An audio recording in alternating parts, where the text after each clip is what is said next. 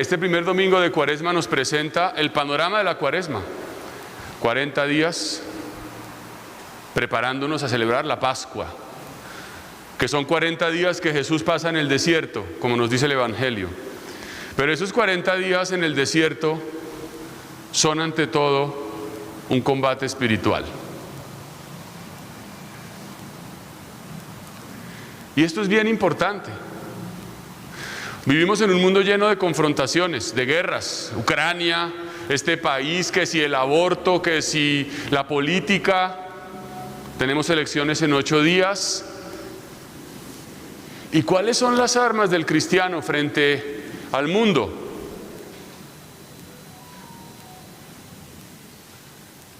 Las armas espirituales.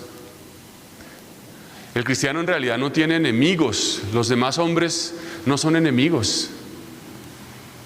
Hay un verdadero enemigo y es único y se llama Satanás. Ese es el enemigo. Ese es el adversario. Eso es muy importante tenerlo presente. Porque Dios quiere que todos los hombres se salven y lleguen al conocimiento de la verdad. Dice la carta a los tesalonicenses. Por tanto, nosotros en realidad no tenemos a nadie como adversario. Queremos que todos se encuentren con Cristo, aunque ellos puedan ser nuestros enemigos de alguna manera, pero no nosotros de ellos. Y entonces, esto me parece importante porque fijémonos en una cosa. Estas 3 tentaciones que se le presentan a Jesucristo son las 3 tentaciones que nosotros vivimos todo el tiempo. No son solo del Señor, son nuestras, son tuyas y mías. Y siempre tienen un matiz de insidia.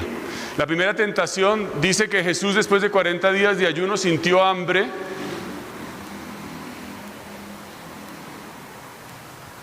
Y no fue que a él se le ocurrió, ay, voy a convertir estas piedras en panes, pues como, sino que alguien le dijo, si eres hijo de Dios, y tiene un tono de desafío, de reto, si eres hijo de Dios, haz que las piedras se conviertan en panes. Esto es importante, porque el demonio siempre te está retando. El demonio coge a Eva y le dice en el jardín del Edén, Dios te prohibió comer de todos los árboles, como quien dice Dios no te quiere. Y eso es lo que te dice Dios, lo que te dice el Satanás, perdón. Si Dios te quisiera, ¿por qué estás fregado? ¿Por qué tienes cáncer? ¿Por qué tu hijo está en estos problemas? ¿Por qué no tienes plata? No, no, no. Si Dios te quiere, pues que se muestre. Te lo desafía. Te lo reta de una manera soberbia.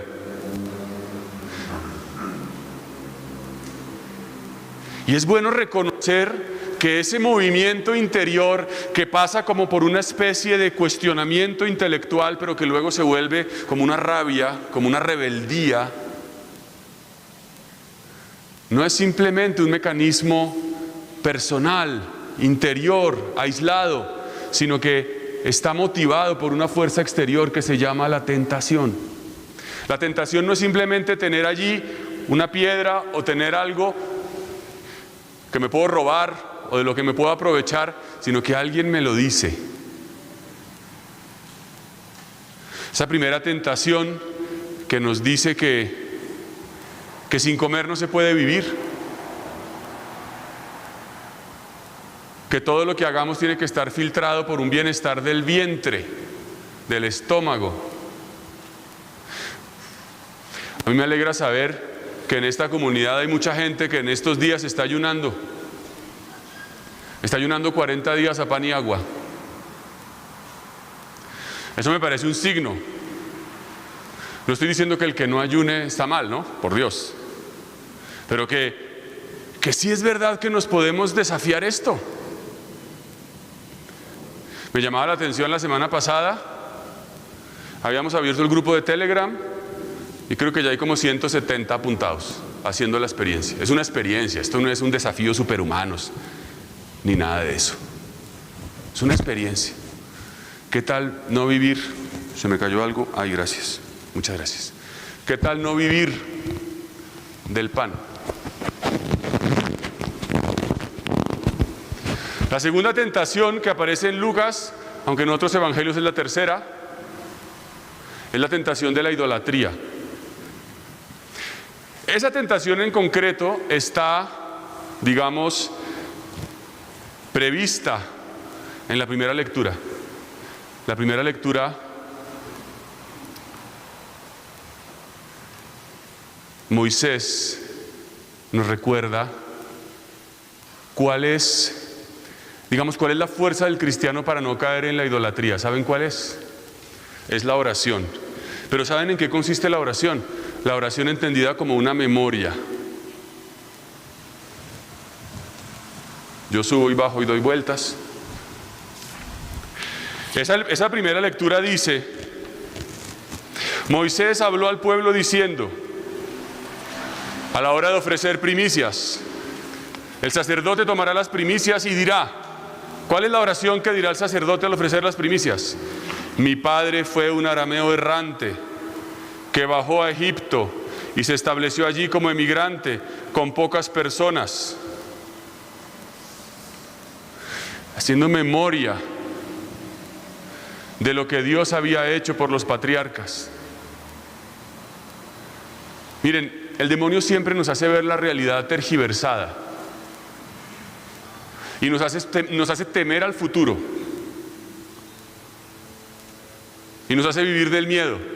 Por eso hoy, por ejemplo, tanta gente, yo veo a los jóvenes, no se quieren casar, no quieren tener hijos, no quieren ningún compromiso, solo quieren viajar, en general. O sea, no pensar en nada, en el fondo no sufrir, en el fondo huir. Bueno, yo no voy a decir que todo viaje sea huir, tómenmelo con una medida. Pero sí quiero decir, y me parece importante, que la oración es una memoria. Entonces, tengo miedo de enfermarme, tengo miedo de no tener plata, tengo miedo de que me humillen. Bueno, haz memoria hasta el día de hoy. ¿Te ha faltado qué comer? ¿Has tenido que ser sometido al escarnio y te han apedreado en la plaza pública en la humillación? ¿Sí me hago entender? Si miras al pasado y haces memoria como hace la Virgen María, te das cuenta de que Dios ha estado contigo, aunque hayas sufrido. Y te das cuenta entonces de que la insidia del Satanás hacia el futuro es una mentira. Por eso, al ofrecer primicias, que en el fondo tiene que ver con la limosna, que nos libra del problema de la idolatría, dice, los pondrás ante el Señor tu Dios y te postrarás en presencia del Señor tu Dios. Esa es la adoración. Eso es muy importante. Porque esa tentación, esa segunda tentación, Jesús es llevado a lo alto de un monte, te daré todo esto si postrándote me adoras, si te pones de rodillas. Entonces, la adoración a Dios y la plegaria consiste en hacer una memoria y darme cuenta de que Dios no me ha abandonado. Por tanto, ese miedo que me quiere infundir Satanás es realmente una mentira y se desvanece cuando tú miras tu historia. La oración se puede entender o se puede definir de alguna manera como un hacer conciencia de la acción salvadora de Dios en tu vida. ¿Cómo ha estado en tu vida? Cuando tú ves eso y lo ves claro, puedes decir, Dios no me ha abandonado, por tanto, no tengo miedo. Y esa adoración es un signo. Esto es bien importante también, hermanos. Es un signo. Es ponerse de rodillas, es un signo. Nuestra vida está hecha de signos. Y lo más importante que hacemos en nuestra vida son los signos. ¿Qué signos haces frente a tus hijos? Frente a tu mujer, frente a tu marido, frente al... No, es que da lo mismo en este país tan corrupto, pues yo recibo plata, ¿eso qué? Si no, a usted no le dan el contrato. Te pones de rodillas y adoras a Satanás en la corrupción. ¿Qué más da? Se pone de rodillas y ya recibe eso. Es que ahí está todo, porque el hombre fundamentalmente es un signo. La cruz es un signo. Cristo muerto y resucitado es un signo. Que nos dice entonces también que es cierto, el hombre no vive fundamentalmente del pan material, vive de los signos, porque el signo le da sentido a la vida. Si tú no tienes signos, si no tienes referentes, si no eres referente para nadie y nadie ha sido referente para ti, lo único que interesa, lo único que queda es suicidarse. ¿Para qué vives? Si no hay un signo de nada. Esa es la desesperanza que nos rodea en el mundo en que vivimos. No hay signos. Parece que no hay signos entre los políticos. Muchas veces no hay signos entre nosotros, los curas en la iglesia. No hay signos en la familia. Tú estás llamado a ser un signo. Cuando dices no me arrodillo, generalmente el signo es un signo que es un triunfo frente a la tentación. Cuando dices no, cuando le dices a algo que no, te conviertes en un signo. Cuando le dices que no a la tentación, te conviertes en un signo. Cuando te dejas llevar a la muerte por amor, eres un signo. Y finalmente, esta tercera tentación, llevarlo a lo alto del templo y tentarlo con la palabra. Así tienta Satanás, ¿no? Está escrito en el Salmo 91, llevará a sus ángeles, mandará a sus ángeles para que tu pie no tropiece en la piedra. Tírate. Vas a salir en la mejor foto en Facebook, todo Twitter, serás viral, ¿no? Haz una dinámica de TikTok.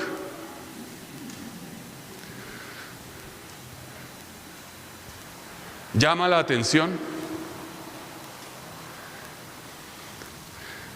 Y realmente huye de lo que realmente tienes que hacer, ¿no? Vive de la vanidad, vive del qué dirán, vive de impresionar. Es impresionante esto de las redes sociales, que tiene cosas muy buenas también, pero muchas veces no permite relaciones verdaderas. Solo de wow, ¿no? Y entonces así no tienes que sufrir. No tienes que ir a morir, no tienes que ir a entregar la vida, porque solo con ser famoso todos te van a seguir.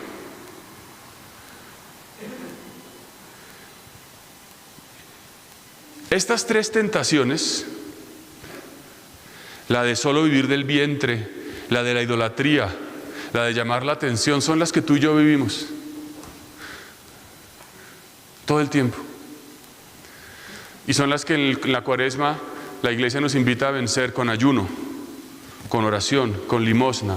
Uno podría casar estas tres herramientas, estas tres armas, estas para esta, pero las tres van de la mano. Cuando tú te desprendes del dinero y das las primicias, que dice aquí Moisés, arriesgándote.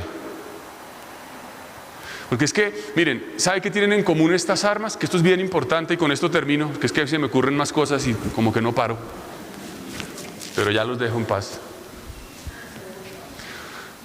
Es que las armas que la iglesia te da, son armas que implican un riesgo.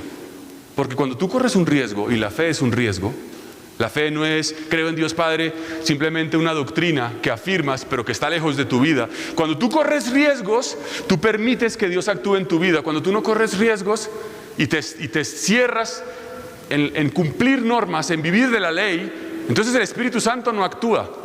Cuando tú, por ejemplo, ayunas, te arriesgas a sentir hambre, a que te dé un dolorcito de cabeza, a que te dé un mareíto, a no vivir de que el médico dijo, de no sé qué. Yo no estoy diciendo que haya que hacer imprudencias, pero es un poco el riesgo. Cuando tú das dinero y te desprendes, no simplemente te arriesgas, uy, esa platica me va a faltar para no sé qué, así sean 3 pesos, ¿sí? Y entonces, cuando tú haces oración, cuando tú dedicas tiempo a hacer memoria, a hacer conciencia de lo que Dios ha hecho en tu vida, eso te dispara como un trampolín a tomar riesgos, porque si Dios no me ha abandonado, entonces probablemente no me abandonará. Y entonces es el riesgo de hablar con la verdad, de no más tapujos, de desprenderme, de decirle que no a una cosa, de educar a mis hijos como debe ser, de decirle la verdad a mi marido, de alejarme de esta persona, de esta situación de pecado. Esos son los riesgos. Pero una persona que corre riesgos verdaderamente puede vivir en la fe, de abrirte a la vida, de tener hijos, de vivir un noviazgo casto, de no tener que decirle al novio que sí, porque si no, qué miedo que me dejen, o de decirle al jefe o al que sea. Ese es el cristianismo, y por eso este tiempo es una preciosidad.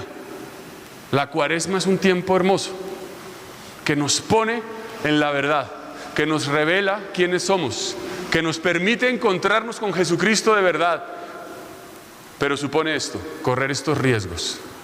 Yo le pido a la Virgen María, a nuestra Madre, que ella interceda por nosotros y nos permita vivir como ella, haciendo memoria en la oración, donando lo que tenemos en la limosna y viviendo humildemente la penitencia en el ayuno. En el nombre del Padre, del Hijo y del Espíritu Santo. Te puedo asegurar que no hay mejor regalo para cualquier persona que el ofrecimiento de una Santa Misa. Con el sacrificio de la Eucaristía damos gloria a Dios, le agradecemos por sus beneficios y suplicamos por las necesidades propias, por las de los seres que amamos y también por los difuntos. Todos estos beneficios con el ofrecimiento de una misa. Entérate de cómo puedes hacerlo visitando la página web de ACN.